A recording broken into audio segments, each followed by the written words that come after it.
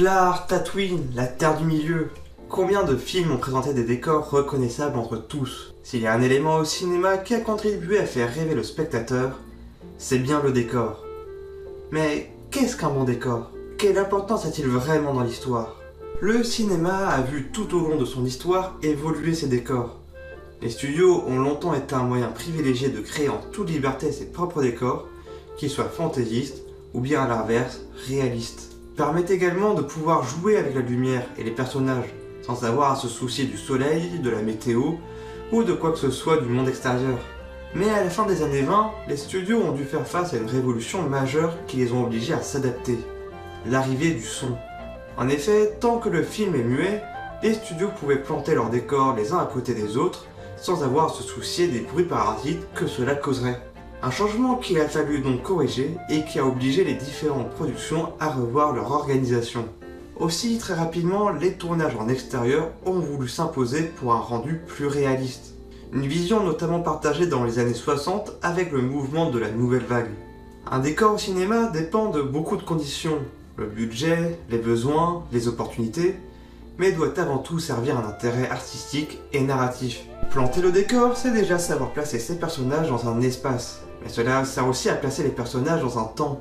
Le cinéma, c'est la possibilité de voyager dans le monde, mais aussi dans le temps, et quoi de mieux qu'un décor pour nous placer dès les premières images dans un contexte. Et oui, parce qu'il ne faut pas oublier que le cinéma, c'est avant tout l'art de l'image. Une image valant 1000 mots, nous préférons donc les prises de vue aux interminables descriptions. Une image au début d'un film, une transition, un voyage, n'importe quelle occasion permet de mettre en avant un décor et l'ensemble des informations qu'il contient. Les décors ont donc un pouvoir particulier, celui de situer un personnage dans l'histoire, mais pas seulement. Le décor doit accompagner son histoire et a de ce fait toute une valeur symbolique. Chaque décor peut être rempli de symboles, d'éléments qui les rendent reconnaissables entre tous. Dans Harry Potter par exemple, le monde des sorciers diffère de celui des Moldus par son architecture gothique et médiévale. Le décor devient alors un moyen à part entière de séparer deux mondes.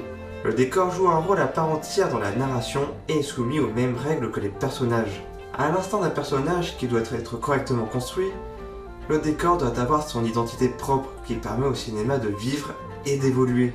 Dès les années 20, l'expressionnisme allemand met en avant l'importance d'un décor créé en studio, jouant alors sur une géométrie asymétrique et tout en angle qui nous plonge directement dans l'ambiance horrifique et psychologique de l'histoire.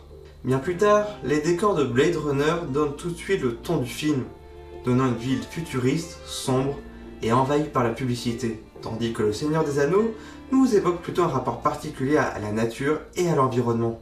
Des informations cruciales donc, qui sont souvent remplies de symboles indissociables du parti pris du réalisateur et du décorateur.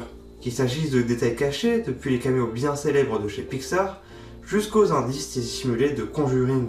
Un symbolisme fort qui a une importance toute particulière pour les personnages et leur évolution dans l'histoire. Qu'ils soient à l'aise dans leur environnement ou qu'ils doivent au contraire s'adapter à un monde nouveau, le décor influe directement sur l'action du personnage et peut même devenir une rallonge de sa propre personnalité, pouvant le mettre en exergue ou au contraire le faire contraster. Enfin, le décor est aussi un passage obligé dans le parcours du héros. Le départ à l'aventure oblige le héros à sortir de chez lui, de sa zone de confort, et à découvrir un monde nouveau, rempli d'obstacles dans lequel il va devoir s'adapter et évoluer jusqu'à atteindre son objectif. Enfin, le retour à la maison tient une place déterminante dans l'histoire. Après avoir parcouru le monde pour mener à bien sa quête, le personnage est de retour chez lui, dans un décor qui, à l'inverse du protagoniste, n'a pas évolué et qui permet de mettre en contraste toute l'évolution de notre protagoniste entre le début et la fin du film. Enfin, le décor doit servir une esthétique. Élément prenant le plus de place dans un film, l'esthétique du décor est primordiale. Le décor tient une place à part entière dans les choix artistiques et esthétiques du film. Le choix des formes, des couleurs, de la lumière et l'emplacement de chaque objet est important pour la composition d'une image. Une composition qui en dit long sur les intentions du réalisateur. Une esthétique qui joue un rôle déterminant auprès du spectateur et dans les émotions qu'il va ressentir tout au long du film. Le décor joue alors un rôle clé au sein de l'histoire puisqu'il s'agit du cadre même du film. À l'instar du personnage, le décor est loin d'être fixe et peut évoluer tout au long du film, pour le meilleur comme pour le pire, au fil des personnages qui y passent et de l'impact qu'ils ont les uns sur les autres.